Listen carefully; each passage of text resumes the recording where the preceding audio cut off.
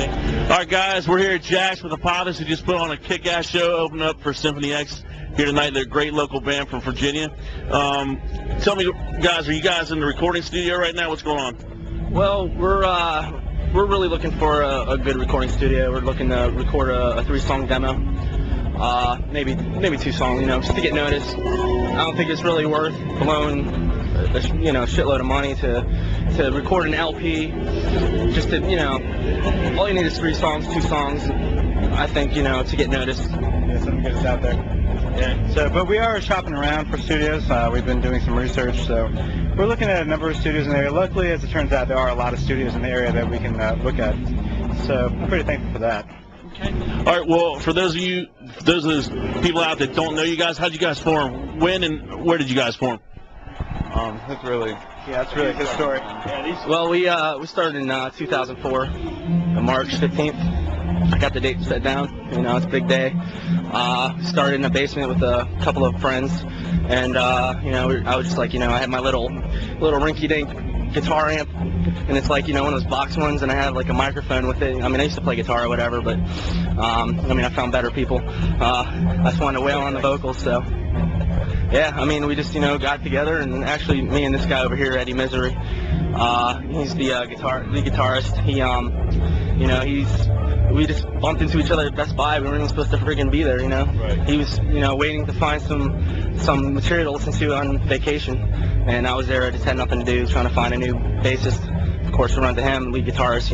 He has all the great inspirations, like Judas Priest, Evergrey, Death, all the good ones. I mean, So, I mean, it's just, through a course of lineups, to finally end up with these guys. I mean, they all know what they're doing. I mean, we got this guy, the bassist, Jesse.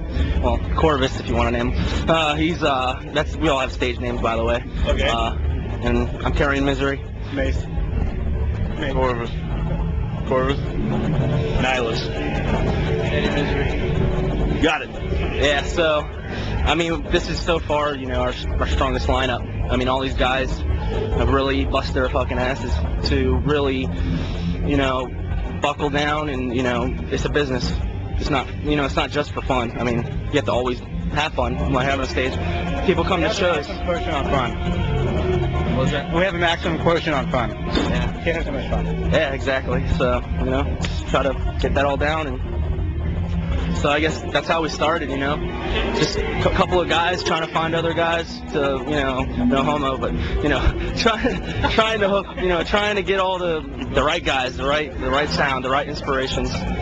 So, finally, I think this is really the lineup.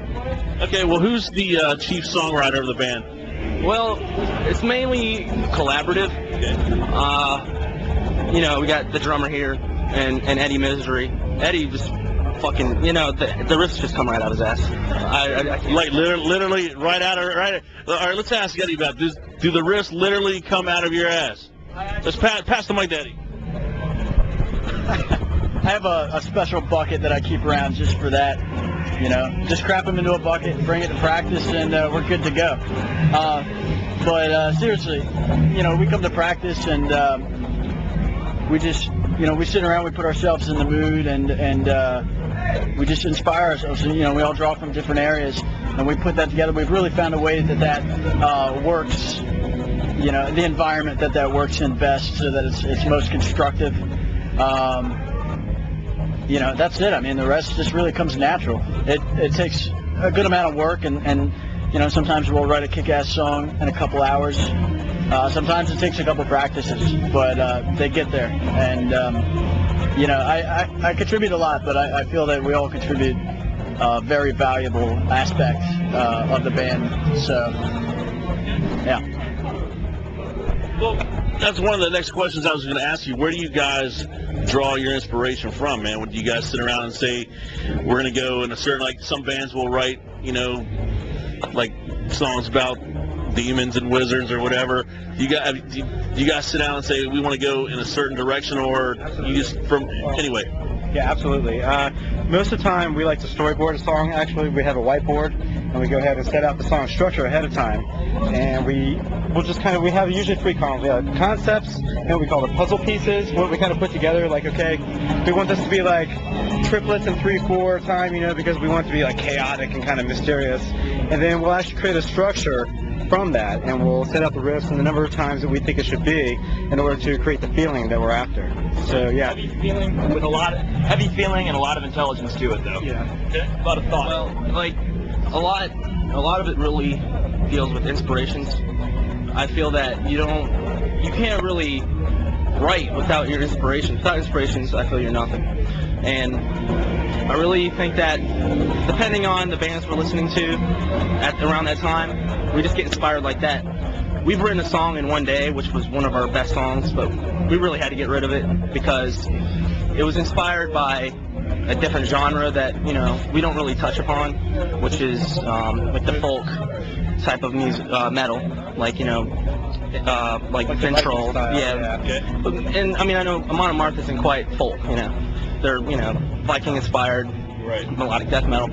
That's more along the lines it was, but, you know, we were like, it's, you know, it's awesome song, it's a fan favorite, but we just have to get rid of it because it's not on our timeline, no, not timeline, but, you know, our style. And It's not within our focus. exactly.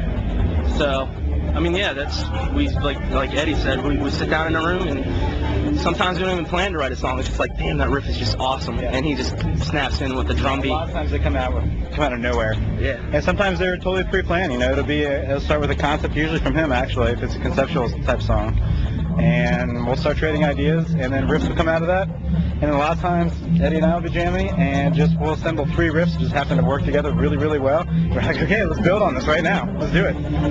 So, One of the questions I like to ask different bands is, what makes you guys, and I'm going to pass the mic around to each and every one so I get an answer from you guys, but what makes you guys want to do this every single day? What keeps you getting up every day and saying, I've got to do this? This is the only thing that's for me. This is what's in my blood. What makes you do that, man? What keeps you going? Well, you know, when you're playing up on that stage, I mean, you hear it a million times from every band that, I mean, you've interviewed, you know, you hear it's the fans, it's that electricity in the air, which I completely agree with. We played countless shows at Jack's here and around the Northern Virginia area, and I just think playing up on stage really does it. That just puts, you know, across the T's and dots lowercase J's. But I just, you know, besides that, you know, the inspirations totally from myself really moved me to see them perform, to watch them on DVDs, and I'm just like, you know, this is what I want to do. I mean, since 2004, I mean, the minute I picked up that microphone, I mean, as cheesy as it sounds, it's just, I mean, I had slightly different inspirations at the time, but they were still, you know, heavy, of course. But we were just, you know, that's what it is for me, man. It's just playing that music, letting it roar out, entertaining people, watching their faces, watching their reactions. And I really, you know, this is what I am about, you know.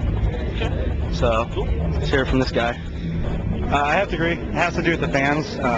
Like, when I come to a show, I almost feel like I'm coming to watch the fans rather than coming to watch me. Because I just love just willing them to just bang their head and just throw up their horns. I love it. I just can't get enough of it. And that's why I do it, really. But I think you probably said it best. It's in my blood. I mean, it's all I think about. It's what I do every day. It's just who I am, and it's what I live for. I mean, all I care about is getting on stage and getting in the studio and playing music.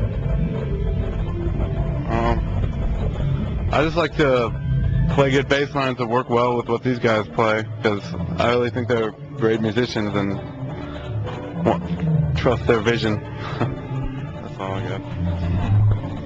I think music offers me sort of a true freedom. You know, it's probably the closest thing to religion that I could ever see. You know, it's something I think about every day. I went through a stage where I wasn't playing that often, and I finally feel sort of, you know, at peace again. It's a great feeling.